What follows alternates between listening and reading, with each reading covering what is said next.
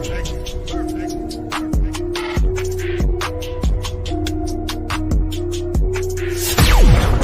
to you live from the basement of an abandoned training facility where we talk about fighting, training, and events.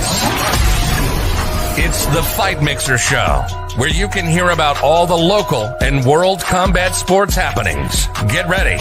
It's time to gear up and square up because we're going live on the Fight Mixer Show.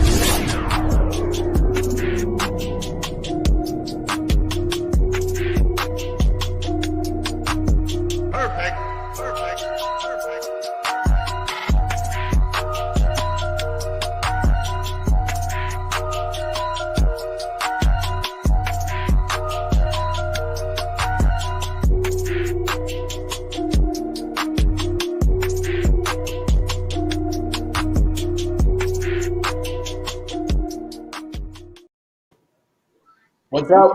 What's up? Welcome, all my bros and hoes in different area codes to the Fight Mixer television show. Going down. Starring Mr. Gabe. Gabe, how you doing, brother? I'm well. Just living the dream. Beautiful. How you doing, Matt? Yeah. I'm well. Matt, how are you? I'm okay. How about you guys? Why just okay? What's the matter? Who's shitting your turkey today? Well, I know some people were having issues with children today, but Oh. I will punch a child. I have no problem. I will punch a All child. right. We got Joe Elmore coming on. He will be facing off against Mr. Garcia. Both bare knuckle, bad motherfuckers. They're going to have a huge fight next month. I can't wait to fucking watch it. Two of the bad motherfuckers. I mean, the fight's going to be a masterpiece. I can't wait to watch it. You guys, unstoppable force versus immovable object. It's going to be a crazy, crazy fight. Gabe is kind of like, bare knuckle he's not really familiar with, but Mr. Garcia actually fought in the UFC. Do you know about? Yeah. I'm familiar with Leonard. Yeah, I mean, he's a scrapper. I mean, he is not the most technical, which is not necessarily a bad thing, but he's got a heart, and he goes full bore. And I think that's something with bare knuckle. I think that should really suit someone like with his style of MMA. Just balls to wall. Let's get in there and sling chingazos, son. And that's, yeah. I don't know the other guy, but I'm guessing if he likes to sling, then it will be an entertaining match. Yeah, Joe throws bombs. So well, there you go. It's the main event, correct? Yeah, it's gonna be a banger. That explains why. Yeah. Fuck yeah. And just to get into recent news, I've been crying all week about this, but fucking. We have a big UFC fight coming up this weekend, of course, with the light heavyweight championship. The Israel trying to win his second belt, which I'm sure Dana White is swimming in money and pretty much hoping and banking that Israel wins that fucking fight. But what do you think about that? I think it's a 205, correct? Yeah, 205. And from my understanding, what I was told is that Israel's going to come in about 200 pounds. Which means that Jan will probably be like 230. I mean, there's going to be a huge weight disparity, but I mean, weight is absolutely a factor in a fight. But if Israel can stay on his bike and pick his shots, I think he absolutely can win. I think it's going to be who decides who can dictate the fight.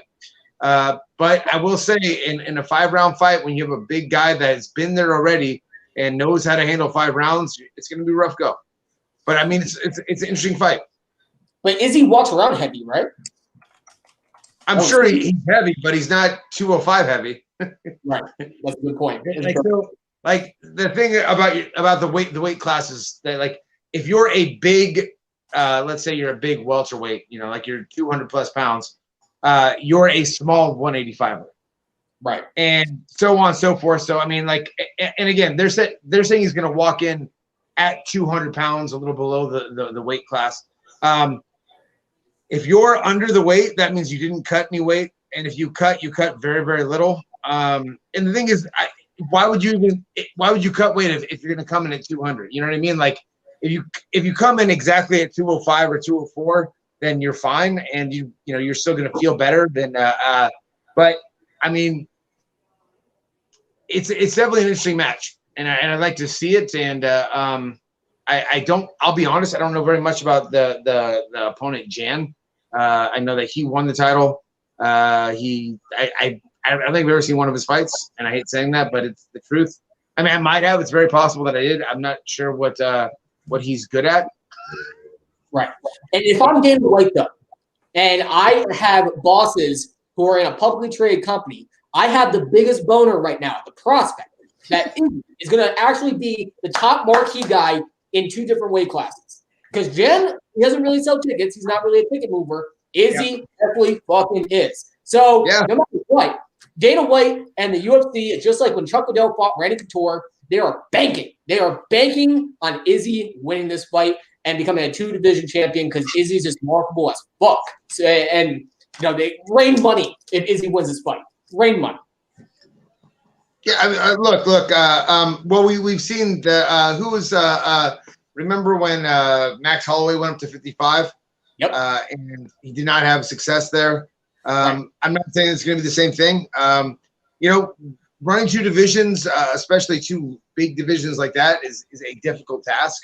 And there are a lot of guys at 205 who are gangsters. But I commend Israel for wanting to take a real challenge and for getting an opportunity to go out there and do it.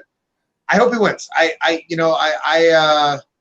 I've watched his career, and he's one of the guys that I have seen fight. So I'm not taking anything away from Jan. I'm sure that he's an exceptional athlete. There's no reason he would be a champion if he wasn't. I have seen Israel fight, and I unfortunately haven't seen Jan fight. And that's not taking anything away from Jan. It's just I don't watch very many fights. Right. And Dana White can also change his name to Tempex, pull some strings, and have John Jones bump down from heavyweight to light heavyweight and set up that big fucking fight between Izzy and John Jones. So there's plenty of opportunities. All Izzy needs to do is win. And we got fucking Joe. What's going on, brother? What's going on, man? How you doing, man? I'm doing all right, brother. Cool. It's good to see you again, man. Good seeing you as well. How you gentlemen doing? Good. Not too So shabby. pretty soon, huh? Do I now? You got a fight coming up here pretty soon. Oh yeah, 2 weeks, baby. Ready to go. How do you think it's gonna go? Well, I mean, the same way I've said it's going to go. It's going to be knockout of the night or fight of the year again. So, I mean, it's a main event that just has got another name tag on it, another fight bonus on it. That's what I want to do every single time. Fuck yeah, man. And How do you last think? time- Go sorry. ahead. Go ahead, Dave. no, I was interrupting. I'm sorry. How do you feel you match up with him?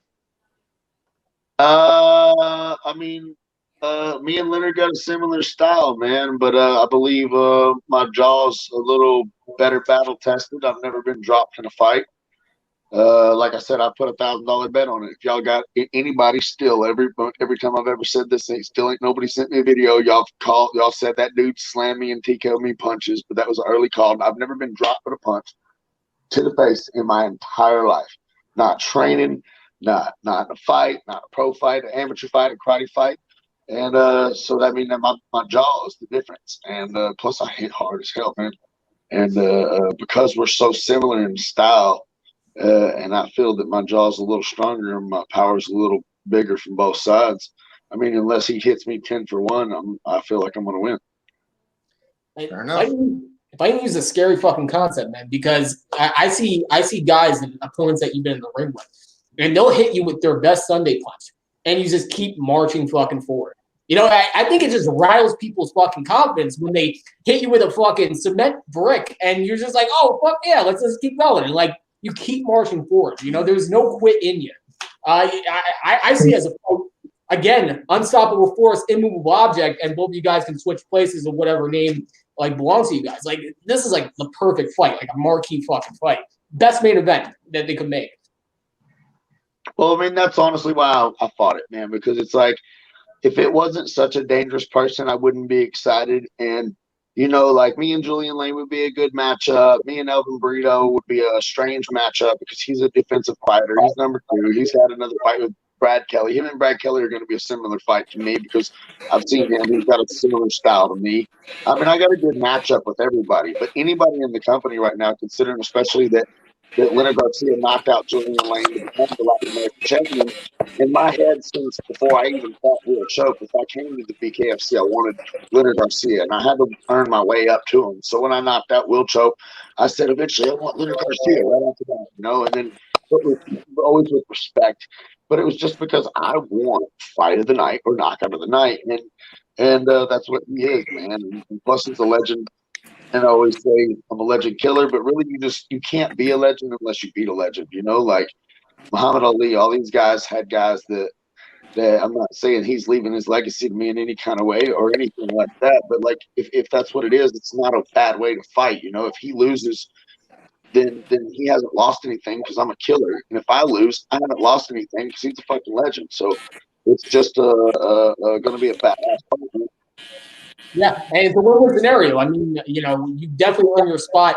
You definitely earn your place to fight a guy like Mr. Garcia, who's just joining us and getting a nice fucking haircut. What's going on, brother? Yeah, it looks like he's getting tightened up. I was getting cut up, man, and my barber, he's hurrying up, but he got me done up, so we're good to go, man. I gotta stay pretty. I know I'm not gonna be pretty after the fight, so I gotta try to look right now.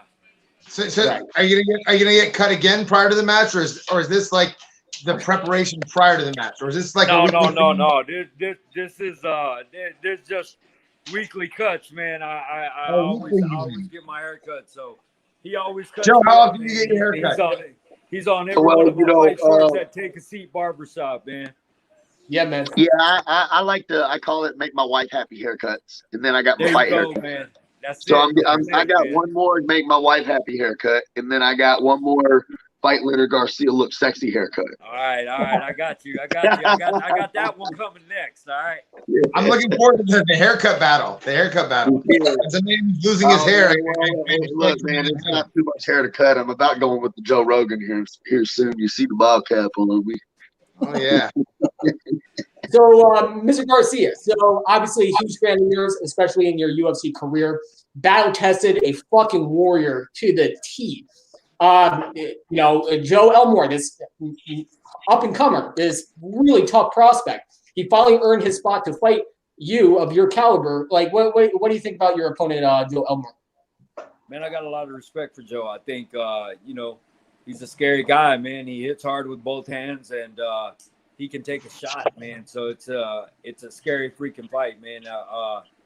I'll tell you what, though, man, it's exciting, and I mean, I don't know how people take this whenever I say this or how it feels, but I got to be scared, to go out there and show people what I'm capable of, man. And I feel like, like this is one of those fights, man. He makes me go to the gym.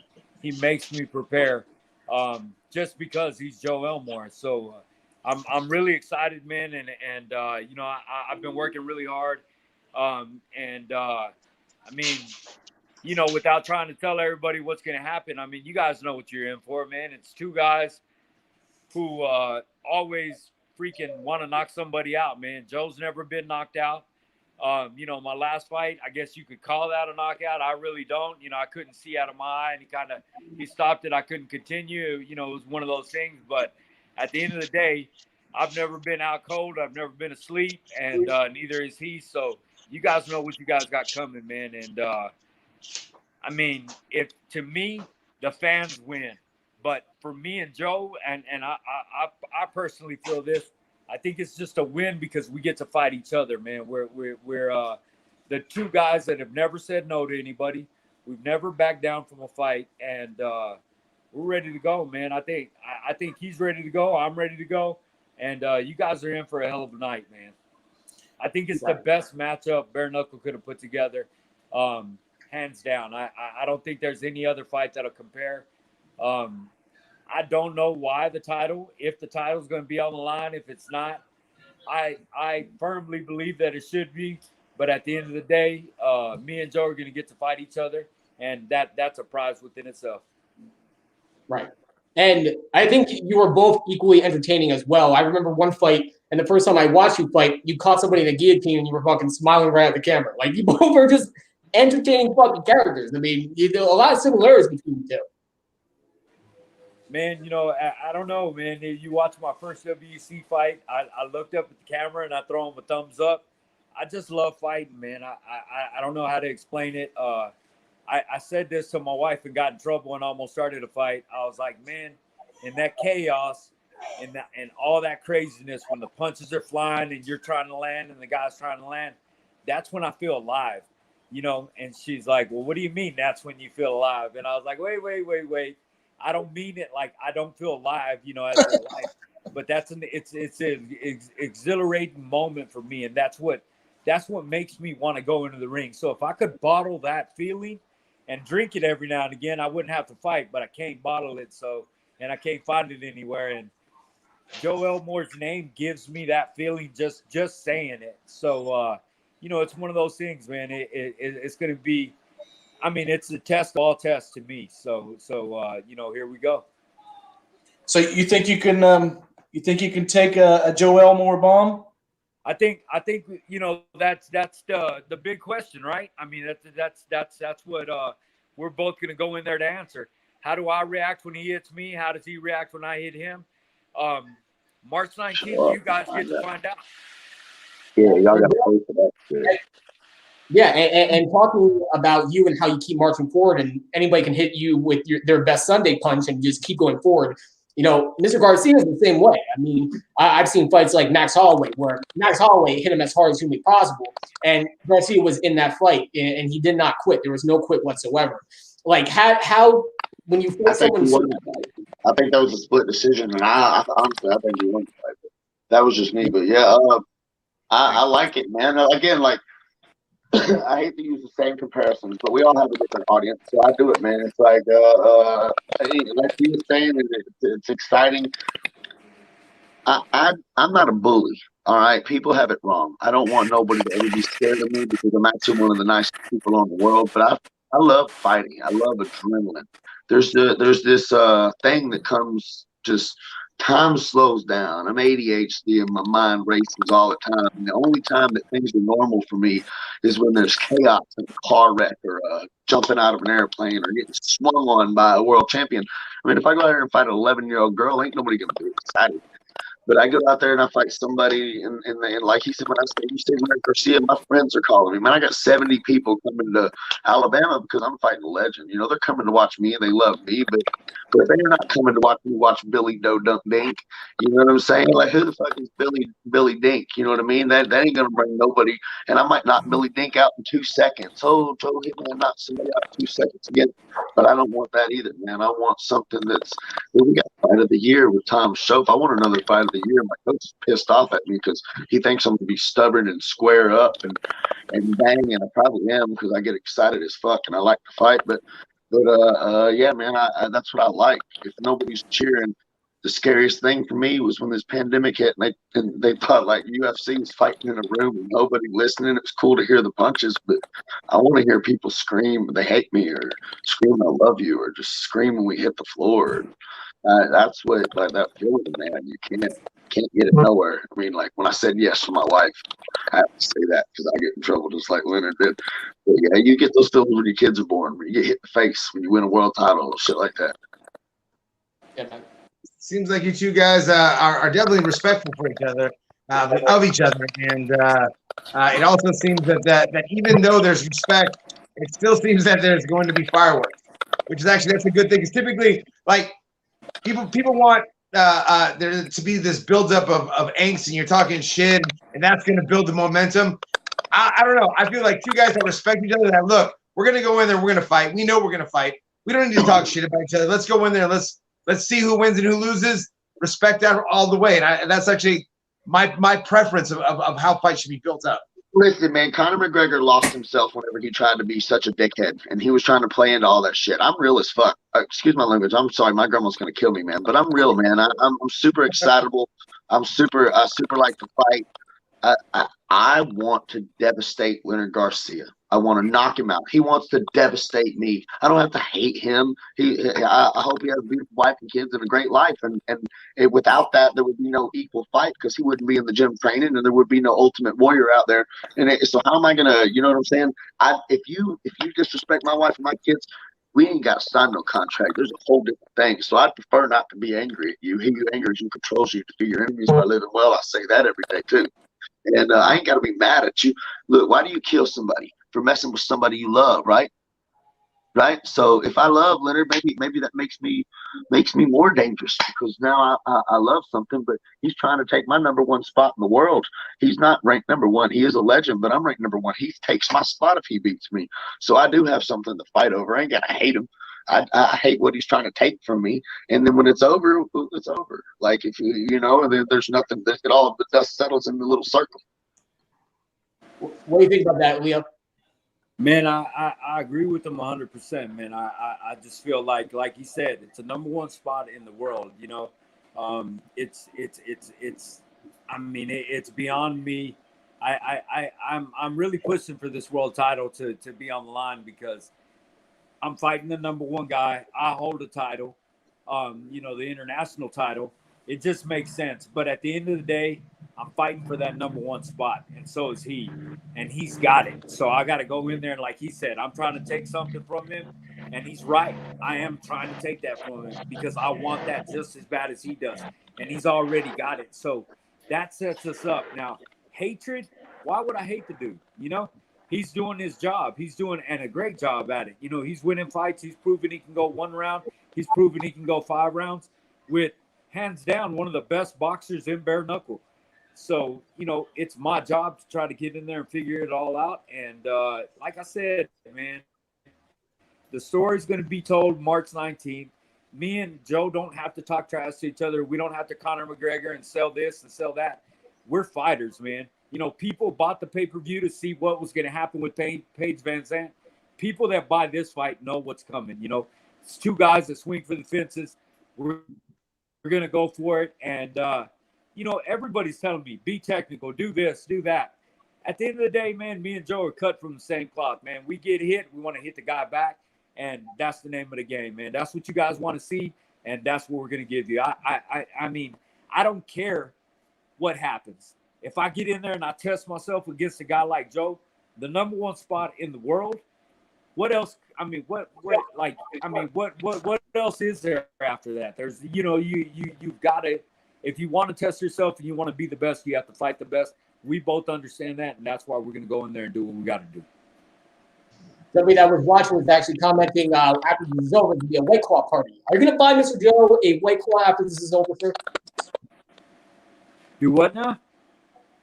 When this is over, White Claw party. Hey, listen. Well, hold on. So here's the thing. If White Claw don't hurry up and send me no money, I'm gonna forbid everybody from ever saying that name again. I'm never gonna drink that shit. I done told him Black Cherry.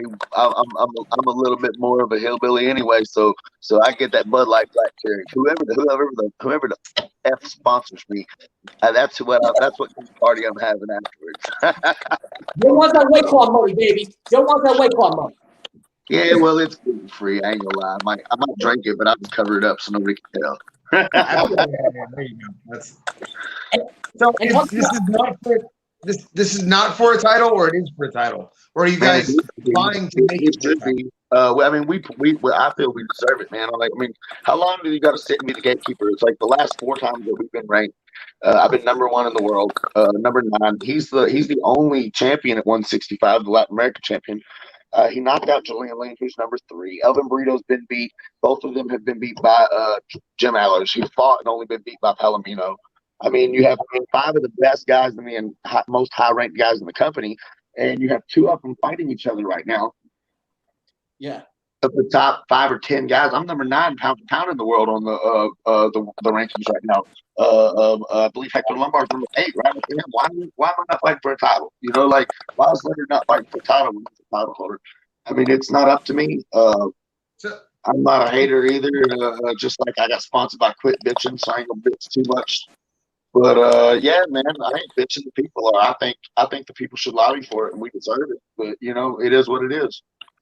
So the title right now is it's vacant, correct?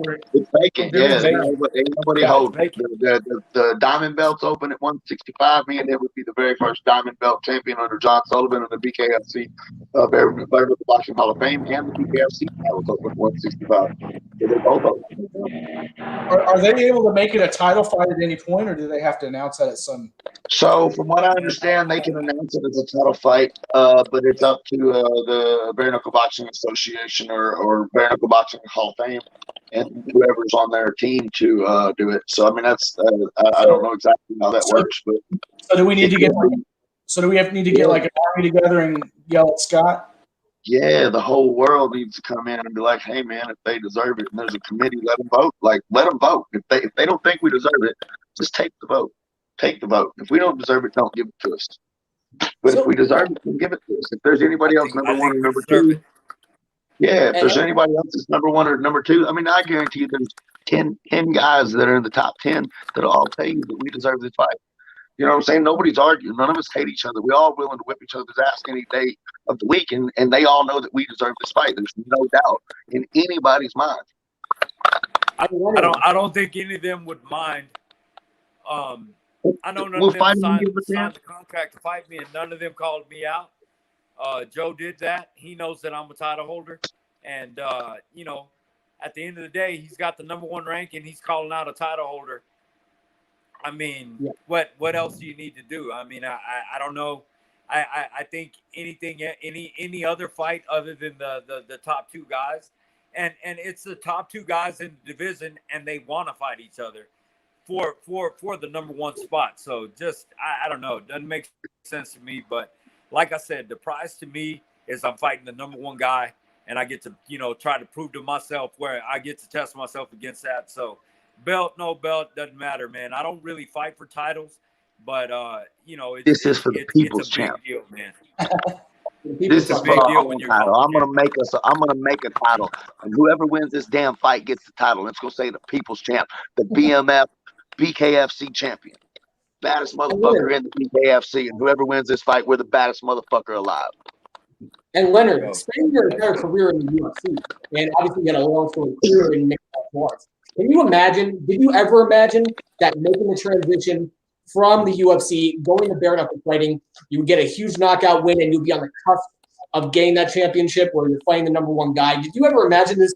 You would be in this point when you made that transition from UFC to bare knuckle? It's a storybook, man. You know, it's like you said, it's hard to imagine, and when you sit back and you look at it, God gives you the opportunity, man. It's your job to do the work and make it happen. And I'm doing the work, man, and so is Joe. We're both, you know, both of us are destined to do something great. So, I mean, there you go. You guys have seen it. You guys have seen me for many years. You've seen me fight. I fought for every organization that I fought for. I've been a title contender, every single one of them. You know, from the UFC all the way to Legacy, Ring of Fire, Ultimate Fighting, the Ring Unified World. I've had a title in every single one of them, or a title shot. And you know, I came up short against Mike Brown, but you know, if had I won that night, I would have been a title holder in every organization I fought for. And besides the fact that you guys are fighting for the number one spot, how about the pressure going into this? And with pressure, I mean, people are already talking about this fight. Like, when the history books of bare knuckle fucking fighting are written, this is going to be considered one of the best fights. People are hyping this up to the moon. Like, how do you guys deal with the pressure and managing the fans' expectations and making sure this fight meets those expectations? Both of you guys. We're just going to go in there and be who we are. That's what I'm going to do. I'm going to go in there and be who Leonard Garcia is. You know, I'm a guy that's proven. I'm going to, if I get knocked down, I'm going to keep getting up. And, you know, the like I said, the Jim Ehlers fight, I didn't have an eyeball after that fight. You know, one of my pupils is actually dilated twice the size of the other one for the rest of my life because he punched me directly in the eyeball. I seen two guys at the last fight get scratched in the eye and quit. So you guys know what I'm going to do. I'm going to go in there, and like I said, I don't know how hard Joe hits, but I'm going to find out, you know, and that's, you know, that's a scary thing.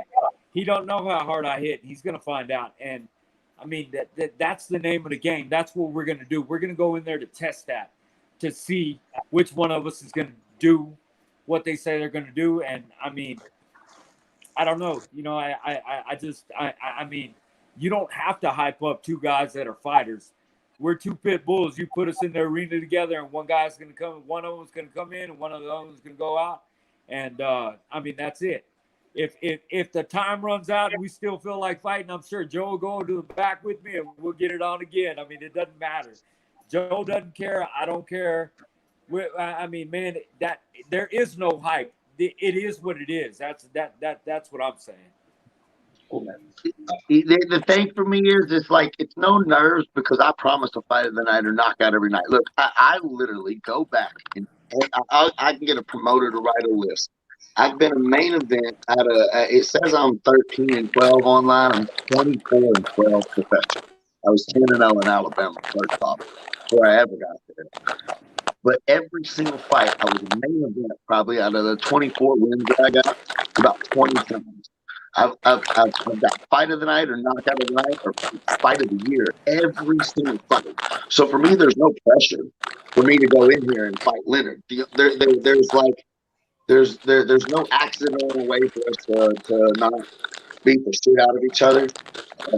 So I literally have fun, man. So the more people are hyped up, the more excited they are, the more energy I'm gonna feel, and the more fun I'm gonna have when we fight. So I don't feel pressure. I love pressure.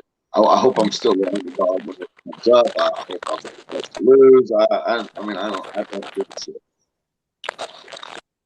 I have a question for both of you. You both come from MMA backgrounds, but it seems like bare knuckle is a perfect venue for your styles.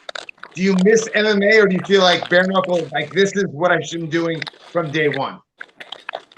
I feel day one. I mean, guys like Nate Diaz and shit like that, man, that's my shit. So like, yeah, I bare knuckle was made for me. What about you, Leonard? We lost him? We lost him. Yeah, we might have just lost him. God dang it. Shit. So, All right. and back to you, if you get past Leonard, like what's your next steps? Like, do you want to? Is there anybody in the pipeline that you want to fight? Well, who would be next? Everybody. So Reggie Barnett said it the other day when he said it made sense. He said that Dat is not a champion; he's a belt holder, and Dat's a champion to me. He's one of my favorite fighters, so it's not my word; it's his. To be a champion, you have to defend your title that you hold, right? So if I win the title, I want to become a champion. So I want to defend my title and maintain it. And since the beginning of it, in every interview anybody's ever given me, I've said after I get the title and I defend the title, I want to either drop the 55, more than likely up to 75. I don't know if it's going to be Caveman Rickles because he's number one, or what they're going to do with the 175. But I want to unify a title and prove to people I can bump up, I can bump down, I can be 55, I can be 65, I can be 75. I can knock out big guys, little guys, and I can maintain my championship and truly do leave a legacy and do something great and hopefully become one of the faces of BKFC. I don't want to do nothing simple. And after I become a champion, man, they can tell me who the hell they want to fight. There's a bunch of rats and a bunch of kids that aren't even signed calling me out, trying to clout chase and stuff right now. And I try to be super nice, and I love them, and I understand what they're doing. But they need to get off me. They ain't got no money. So I want to fight the biggest names and the best guys in the world to prove that I'm a top level guy. I don't want to fight these guys that are trying to get a chance. And it's not because I don't want to give them a chance. It's just because I want big fights, man. I don't want somebody to go, like I said, if you're Billy Dink, then you need to get your way up here, and then I'll fight everybody for everything. I think that there's this sense of entitlement. People that are just starting out, or that they're aspiring, that the first thing they do is they call out someone that has a name, because they feel like if I get a fight with the guy with a name, then that gives me a name. But you know what? You got to build yourself. You got to get to the show. You got to work to get to the show. It's not like you're just immediately. They try and call you. They try and call you scared, and it's like, no, dude, you're worth like $1,500, and I'm like worth $25,000, $30,000, $40,000 per fight. So I'm not going to fight you for $1,500, and you're sitting there calling me a pussy in front of my mama online. And yeah, I'll see you backstage, motherfucker. We got a question Nate Diaz for free. Mike Cook has a question for you. What was it? The way they call it the Gordon Ryan now, right? They call. I'm sorry. No. I'm sorry. Yeah. Sorry, Grandma. It's all right. You can handle it. Mike Cook asked, "Don't you think? What do you guys think about the fighters from the UK? What do you think about them, Joe?" I love them, dude. I love everybody, man. Like I said, I ain't got no hate for Paige, whether she wins or loses. If you got 20 million followers and you don't know who the hell I am, everybody that's got a fan, dude, I got people in the middle of the night. Most of my ads, when I went from 4,000 to 9,000 views, came from UK. They hit me up all the time because there's some super fan humans over there. So the UK fighters like Tyler Goodjohn and his panty dancing antics and all his craziness, I don't agree with what he does, but hell, he's a character and I love it, because now his fans are my fans. Same. I let Mark Godbeer come and stay with me when he was supposed to fight. I picked him up from the airport in Atlanta, and I let him stay with me. I mean, his cousins hit me up, his dad hits me up. We laugh. He taught me gypsy. I mean, yeah, man, I love it all, dude. It's a big ass family. So, more attention we all get, and the more famous we all get, and the more countries we bring together, the better it is for all of us. You know what's crazy though? Like when they posted that video, I saw your Instagram followers jump by like 6,000, 7,000. You didn't even have to start an OnlyFans account, and you got like 5,000 new viewers. I mean, you're getting a fan base now.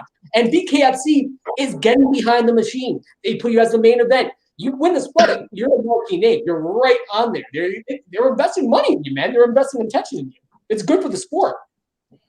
Yeah, man. Well, and I'm not gonna let them down, dude. I really do love this. I'm training hard. Like right now, I'm down here in Miami, man. I'm actually gonna see Hooli Monster tomorrow. I'm gonna go down here. I came down for a music video tonight to shoot. It was a bare knuckle fight in the middle of a burning cane field, just to do some extra promos. When we get the paid gig down here, I brought my coach, man. So even when I go do stuff, people are like, "Oh, don't be careful when you're down there." I'm like, dude, I got my boxing coach living with me until I get done down here from Detroit, living at my house. So we're finna do hand pads as soon as I get off here with y'all. That's why I told y'all I was in a rush. I gotta hurry up and do some hand pads. We got a little bit of planning for my workout tonight. Some other things that we're gonna do, some strategy. I'll wake up at 6 o'clock in the morning, go jog down the beach. My hands coach is gonna be here with me. We'll be working pads, and I'm going to go train with them at the gym. I'm going to go do an event. We're going to train before we leave and go back to Georgia. I mean, I stay busy. Right. Leonard's back on the show. Leonard, so question and pivot over to you. If you can get past Joe Elmore, what's in the pipeline? Like, who would you want to fight? What's in your in the works for you?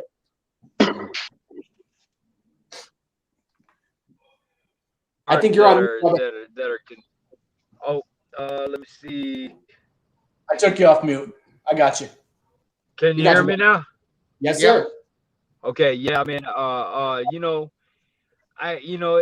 there's a lot of interesting fights out there, man. I really feel like right now at this very moment, the only guy I'm thinking about is Joe. Like, there's no if I even look a little bit past Joe, I feel like it's I don't know, I don't want to look past him at all, man. That's the next step for me is Joe Elmore, and after that, I'm sure there's gonna be, I don't know, man. I really don't know. I don't know if there's gonna be guys lined up to fight either one of us after this fight. I think they'll all just kind of see what happens and be like, man, I don't know if I want to get in there with either one of them dudes. That would be optimal, but I don't know, man. Guys come in the cage and they talk trash, or they come in the ring and they talk trash, and they do all these different things. Like Joe says, guys trying to make a name off his name. That's why when he called me out and carried that #1 ranking, I knew it was real, because I've heard other guys say this, or I've heard them say that. At the end of the day, what are you doing? You know what I mean? Like, what are you doing? Like, Joe's just telling you guys what he's doing right now. I know he's getting ready. I know wherever he's at, he's getting ready. Because just like me, wherever I'm at, I'm getting ready. And, I was at the barbershop, and now I'm at the gym. And, we know, like I said, man, we are who we are for a reason. We got picked for this fight for a reason. And whoever thinks they want to step up there and say something after this fight's over, give me a little bit of time to heal and come with that same energy when it's time. At this stage of your career, Joe also alluded to the fact that he wants the money fight, which obviously every fighter wants that big prize money purse. Is that your game plan too with going further in your career? Big money fights, all that good stuff? It always reverses back to some money, and at the end of the day, absolutely, man, we should be paid for who we are and what we do. So hell yeah, man, the better offer that comes, the better name. I don't know that there's a better name. That's what bothers me right now mentally. Maybe because all I'm thinking about is Joe. So I'm gonna have to let, like I said, the dust is gonna have to settle. We're gonna have to see what happens on March 19th, and then once it clears up, you get a clearer picture of what's gonna happen next, and that's gonna be my answer. Cool. So, final question for Gabe. Gabe, any question for these guys? Actually, I didn't get a chance to. I had the question. Joe answered it, but Leonard, you had to leave the barbershop. But you come from the MMA background. Now you're in bare knuckle, and bare knuckle absolutely fits your style. You feel like MMA, you go back to, or you feel like, nah, this is where I'm supposed to be. This is what I'm supposed to be doing. I'll grapple in a gym or maybe in a tournament somewhere. If there's like a big name guy that wants to test me, but man, if I'm fighting, it's all bare knuckle, man. It doesn't make sense. I used to say it back in the UFC, why the hell are y'all putting gloves on us? It doesn't make any sense. But yeah, bare knuckles where it's at, man. That's what we should have been doing a long time ago. That's what I thought. So, final thoughts, final words. So, starting with Leonard, obviously, huge fight next month, main event where it should be. What are your final words to Joe, and what are your final words to the crowd and the audience that are going to be watching this on pay-per-view and watching in the stands? Joe, I mean, I know you're getting ready, man, and like I said, man, this is what we do, man. I love what you do. I love who you are as a person. I enjoy it. Saturday night, man, I know you're gonna be, or Friday, March 19th, I know you're gonna be ready. I'm gonna be ready, man. Let's get it on, man. Let's freaking do it, man. Fuck yeah. Final thoughts, Joe. Same, man. I'm gonna pray for both our safety before we go out there, because we're gonna do violent things to each other and entertain the crowd, man. Absolutely. I hope it goes as far as it can, and our families are happy afterwards, and the fans are happy, and we are just, it's what it is, man. We're gonna go to battle, and y'all tune in, because it's not a game, it's real. I want number one, and I know he does, and we're both willing to go out there and damn near die for it. That's how we fought our whole careers. There ain't one you can see that we've ever done that, and it sure as hell ain't gonna change right now. Two of the baddest motherfuckers in the game, going head-to-head, main event BKFC. Guys, Joe, Leonard, huge fan of yours. Thank you so much for coming back on the show. Joe, thank you for coming on for the second time. Leonard, I hope this is not the last time. You guys are awesome. Thank you very much for coming on the show, guys. Thanks for having us, guys. Joe. All right, gentlemen. Good I'm skill. up in Orlando on your way back up to Georgia. Come have a beer, Joe. Oh yeah, hey man, message me, DM me, dude. We're gonna come up. I'm gonna make a trip out of it. I'm hanging out with Yuli tomorrow. I might stop up in Crestview. I'll be coming up kind of 75, just hitting a few things on the way back. Right on, man. I'll see you later. Later, brother. Fuck yeah. Cool. Awesome. All right. What do you think, Gabe? You know what? I think I have no doubts that's going to be a fun, exciting match. I can just tell, like, both those guys. I'm not familiar with Joe, and this is just I probably should spend a little more time watching fights, but you could tell, like, both of them were in it, and both of them are going to come to fight, and it's going to those guys are going to try to knock each other out. I can guarantee that, and that's what people want to watch. So yeah, it'll be fun. And to your point too, Gabe, Leonard Garcia, I think he's a BJJ brown belt, but he has very, very slick jiu-jitsu. He's very good on the ground, and making the transition to from mixed martial arts to bare knuckle, very fucking ballsy, man. Like Leonard, when I heard this is what he's going to do, I was thinking this is a perfect avenue for him. This is MMA. Whether he was a brown belt or not, he didn't use a lot of his jiu-jitsu. He never took anybody down. It was never his idea of doing anything but like slinging chingazos, like really putting it down. And I think bare knuckle is a perfect avenue for him to do that. And what I love too about this fight too, and you brought up an excellent point, is this proves that you can sell a big marquee fight, not based on like talking shit, based on going the Conor McGregor route. you can do good business just by being two skilled, awesome, entertaining, great fighters. You know that's what I like most about this fight. This fight builds itself. What it's about, anyways. What's up? Isn't that really what it should be about? You're skilled, I'm skilled. We're going to go into a ring, and we're going to figure out who's more skilled when the time comes. And like that really should be the end all. Like really, it's and I'm going to send news later, by the way. You're welcome. I just recognize that that's what it says. Anyways, I'm a slow starter. Don't mind me. It's going to be a good fight. I think that I can say that will be a good fight, and I will be right. I will be truthful in saying so. Awesome.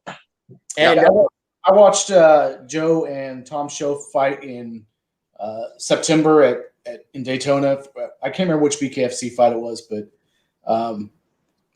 Tom is incredibly skilled as a boxer, and Joe still took him out. So I have to watch Joe.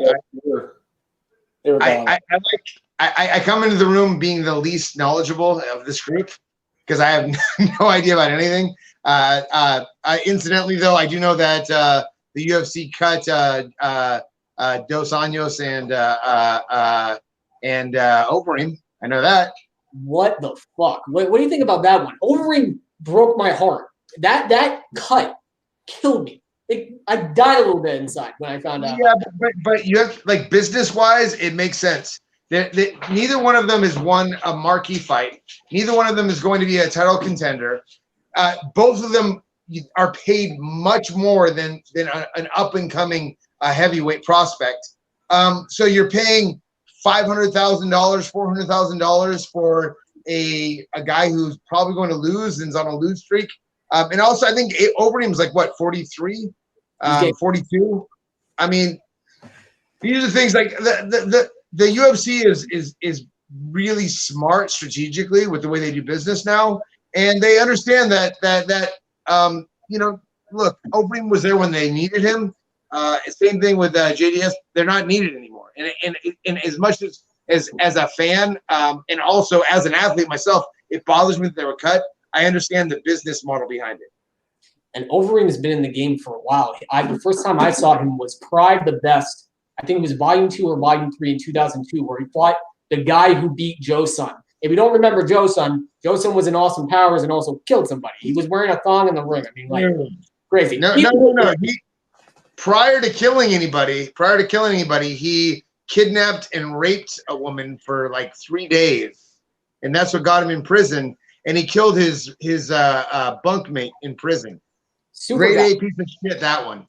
Grade A piece of shit, that one. Anywho, back on topic. Back on topic. So the guy that Joe Son lost to fought Alistair Overeem.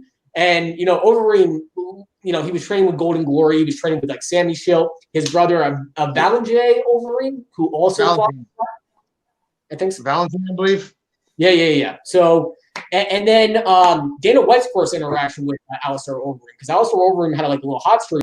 He fought against Chuck Liddell, and he did fairly well against Chuck Liddell in Chuck Liddell's prime. And I think that's how he landed on Dana White's radar. And, he had so many successes. Finally learned to guillotine, and he just guillotined motherfuckers all day long. Like, when people tried taking him down, which was genius, instead of sprawling, why not just fucking guillotine them? So, like, he nailed guillotine after guillotine. And then went in the UFC, and, they fed Brock Lesnar to Alistair Overeem. When Alistair Overeem was winning the Dream Heavyweight Championship, K1, all these championships came into the UFC, Brock Lesnar was on his way out, and they fed Brock Lesnar Alistair. Well, Alistair beat Brock Lesnar, and boom, instant star with Alistair Overeem. But it's so disappointing, Gabe, that Alistair Overeem, for all this work, for all these years of these wars and these epic battles, he never won the championship. And now his career in the UFC shot. I mean, it's hard. Let's go one deeper. Look at Dan Henderson. He's won titles in every organization. And in my personal opinion, he beat Bisping for the title. Should have gotten the title, but didn't. And look, it doesn't detract from his overall work. It doesn't detract from Alistair being a legend. So, yeah, obviously you want the belts and you want that, and there's that notoriety that comes with it. But like, look at his who's of who he's fought and who he's beat. The guy's a monster. Like, I honestly, like, whether he has a title or not, like you cannot look at that guy as not a heavyweight, Hall of Famer. And Junior Dos Santos, especially him getting cut.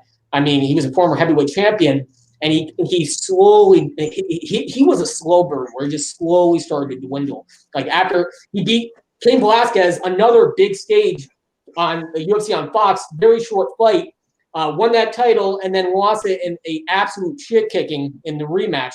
And he just slowly started going downhill, and like him never reaching that pinnacle again for how talented he is. I mean, fucking man, these are two heavyweights, and you wonder what could have been and what went wrong, what happened. Where, two talented guys getting fucking cut, man, and two marquee names. Two guys that were making money. But the other thing about the UFC is the UFC marquee names are not what they care about. They care about the UFC. They care about, and actually, the more marquee names they get rid of, the more you recognize the branding of the UFC more than you care about the people. Right? So the idea of the UFC. Look, there are obviously icons in the sport that are going to proceed through time, but the UFC is the UFC, right? And so they recognize that paying aging fighters, regardless of how how talented they are, they understand that it's not going to make as much money as the price tag of an Overeem. They can get 15 up and comers that could potentially become the next Overeem or be the next Derek Lewis or the next, I take nothing away from Derek Lewis. He's obviously phenomenal, but skill set wise, I don't think he's a very skilled heavyweight. If you were to put Derek Lewis in boxing, he would not be a good boxer. If you put Derek Lewis in the wrestling room, he would not be a high level wrestling guy. But he's he talks well, and he throws heat, and so that's someone that you can market. Especially, and I have said this multiple times, that the heavyweight division it's not a deep division. So you have both again the JDS and Overeem are exceptional in their prime, but they're older. They've had knockouts. They've had losses, which would make them decide where they were going to be.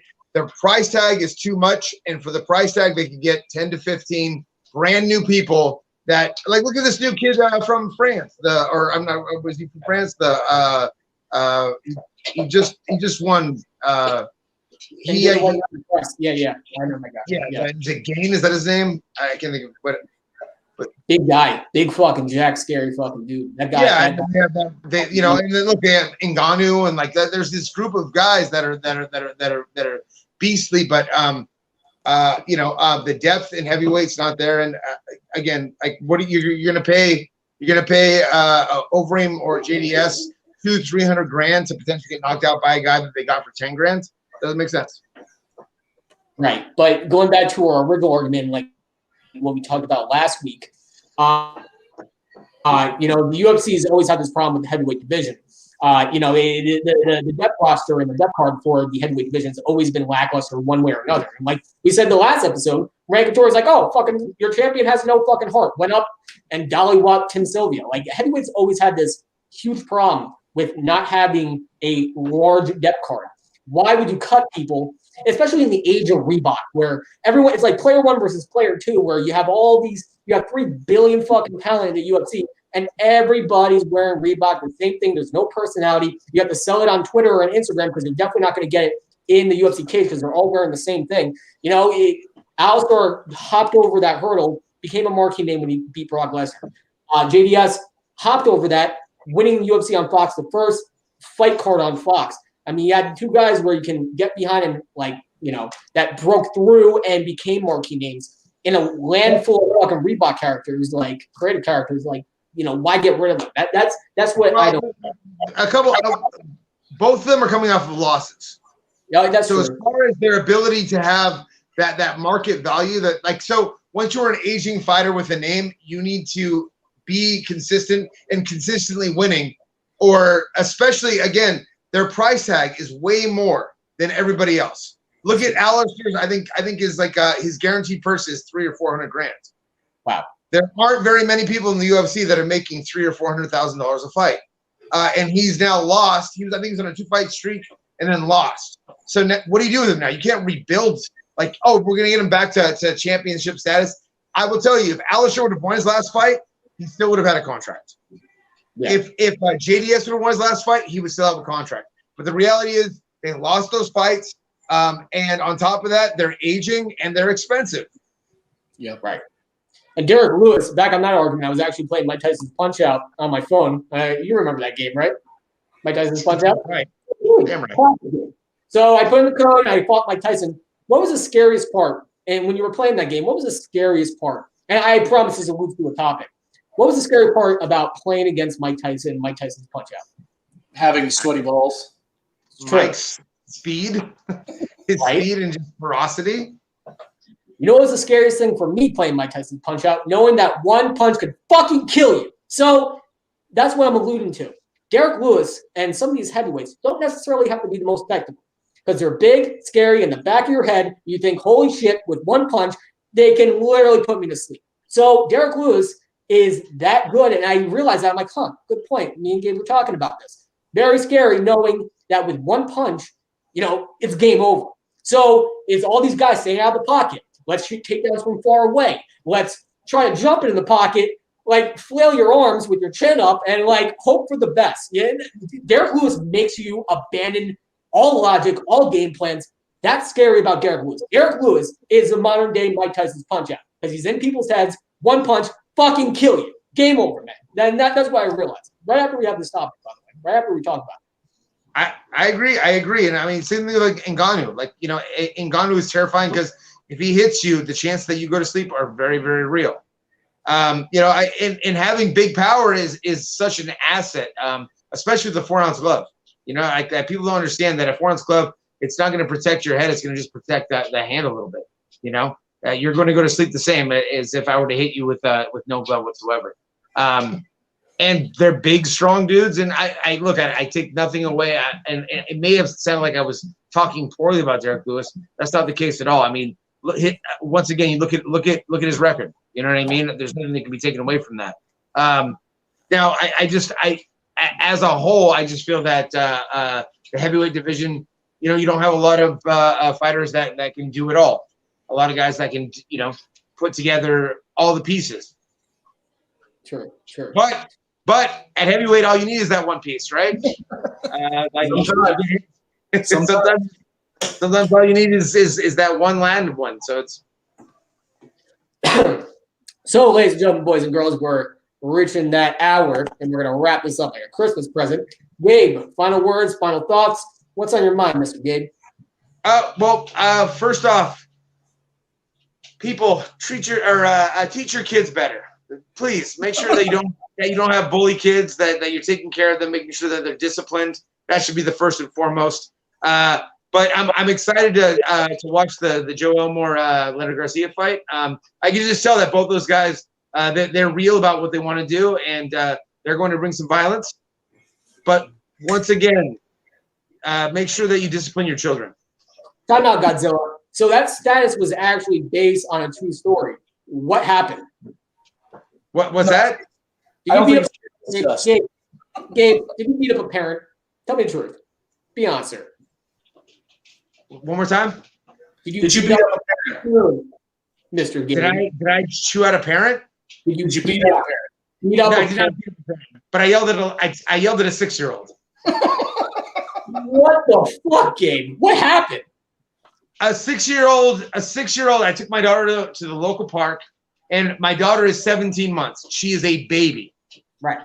And she was playing in the sandbox, and this little boy grabbed her and pushed her down because she was touching his his toys. He's 6. She's a little girl.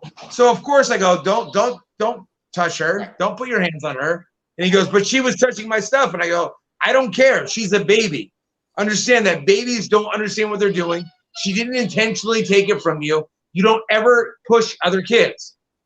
And the mom was sitting there on her phone, not paying attention at all. So basically I'm berating her child, and I'm just like, do better. Do better. Like, all you need to do is if she would have come over and been like, what's going on? If she would have got mad at me, I'd be like, you're not justified in being mad at me. But your child just pushed a baby. Like, yeah, he's a 6-year-old. I deal with 6-year-olds all the time. Like the size it's a massive differential. It'd be like if I grabbed him and pushed him, which is just not going to happen. But if mom would have called dad, then who knows what would have happened. So Dad would have got Donkey Kong. You would have fucked up the 6-year-old, fucked up the dad, Baggy's Bears. You'll be doing Fight Mixer from a jail cell. yeah, well, that's why I don't want to get involved in like that, but I'm a father and I'm protective of my children above and beyond everything else.